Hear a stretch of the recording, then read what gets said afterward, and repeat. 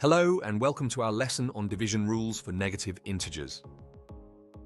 In this lesson, we'll build upon your existing knowledge by diving into the rules for dividing negative integers.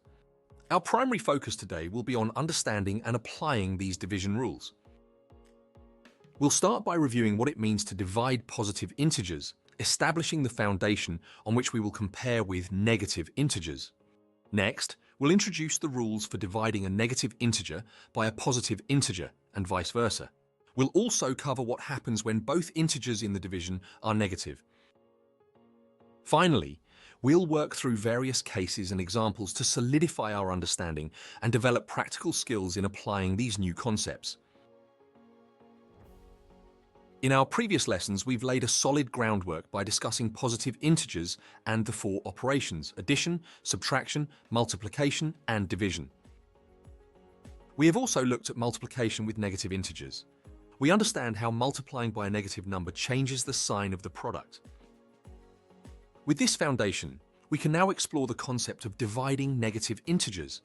This technique is crucial for many mathematical problems, such as solving equations or working with ratios and proportions involving negative numbers. Let's get started. Let's start by understanding the fundamental principle of dividing negative integers. The actual division process remains the same as it does for positive integers. The key difference lies in determining the sign of the result. First, identify whether both numbers are negative or whether one is positive and the other is negative. Ignore the minus signs for a moment and just perform the division with the absolute values. Now, use the following rules to determine the sign of your result. If one number is negative and the other is positive, the result is negative. If both numbers are negative, the result is positive. By using this structured approach, you can easily handle the division of negative integers regardless of whether one or both integers are negative. This method ensures you get both the calculation and the sign correct. Let's apply these rules to solve more examples and solidify our understanding. Let's look at dividing a negative integer by a positive integer. Let's solve minus 12 divided by 3. Ignore the negative sign for a moment and just divide the absolute values of the numbers. The absolute value of minus 12 is 12, and the absolute value of 3 is 3. So 12 divided by 3 equals 4. Now apply the sign rules. The rule for division states that a negative divided by a positive is a negative. Therefore, minus 12 divided by 3 equals minus 4. Now let's divide a positive integer by a negative integer. Let's solve 16 divided by minus 4. Again, ignore the negative sign and divide the absolute values. The absolute value of 16 is 16, and the absolute value of minus 4 is 4. So 16 divided by 4 equals 4. The rule states that a positive divided by a negative is a negative. Therefore, 16 divided by minus 4 equals minus 4. But how do we divide two negative integers? Consider minus 20 divided by minus 5. Ignore the negative signs and divide the absolute values.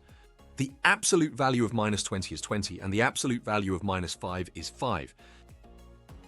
So 20 divided by 5 equals 4. Now apply the sign rules. The rule states that a negative divided by a negative is a positive. Therefore, minus 20 divided by minus 5 equals 4.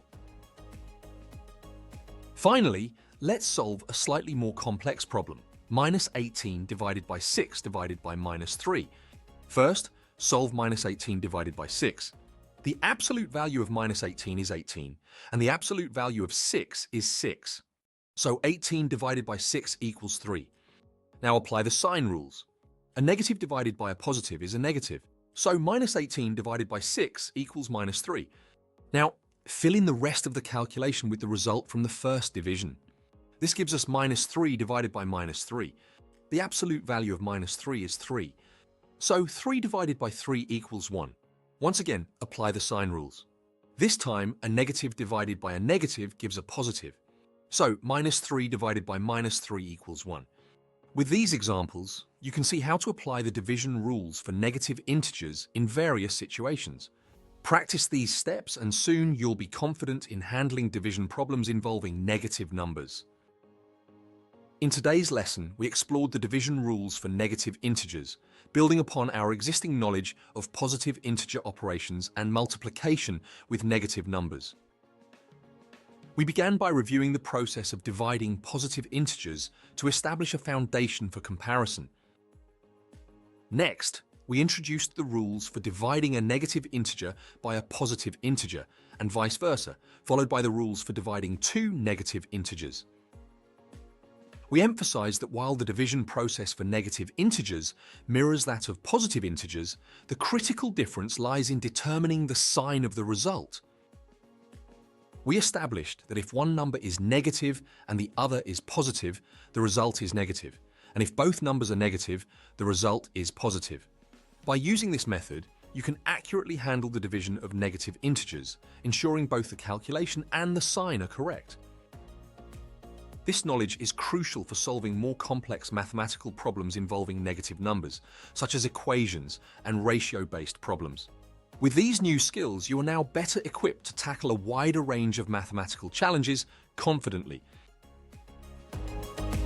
Watch the rest of the GCSE Maths course at Sophos Education.